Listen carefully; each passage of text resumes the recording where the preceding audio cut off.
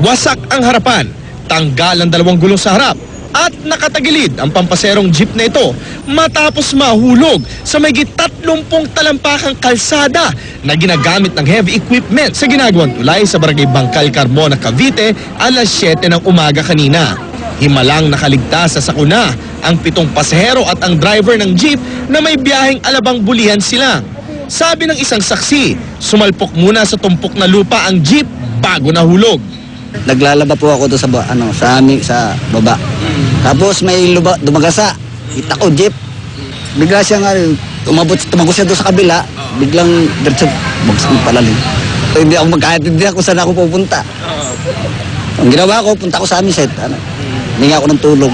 Sa investigasyon ng pulis, nag-overtake daw ang jeep pero may kasalubong pala kaya napakabig sa kabilang side ng kalye. Nag-attempt na mag-overtake yung driver. Tapos hindi siya nakaabot doon na makapasok ulit sa linya niya. Ang ginawa niya, umiwas, siguro may kasalubong. Nag-swerve siya pakaliwa. Hanggang makatawid siya doon sa opposite lane. Hanggang makarating din siya doon sa pinagbagsakan. Na siguro hindi akalain ng driver na yung dulo nun malalim na malalim. Buti raw at makipot lang ang hinulugang kalsada kaya hindi nagtuloy-tuloy ang pagdausdos ng jeep. Maputik rin ang binagsakan. Sa ulat ng PNP, ay naitakbo naman nila sa Carmona Hospital. Ayon sa kanila, wala pa namang nalalagot wala pa namang casualty, kundi mga injuries lang. Nagtamo ng pasa ang 6 na pasahero na agad ding nakalabas ng pagamutang bayan ng Carmona. Ang isa naman, nagtamo ng bali sa binti.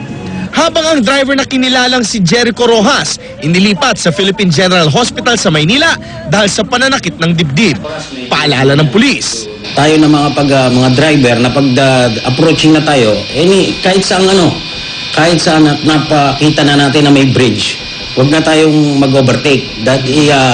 I-expect na natin na may makakasalubong tayo para maiwasan natin yung mga gantong aksidente. Maaari namang maharap sa mga kasong reckless imprudence resulting to multiple physical injuries and damage to property ang driver na si Rojas.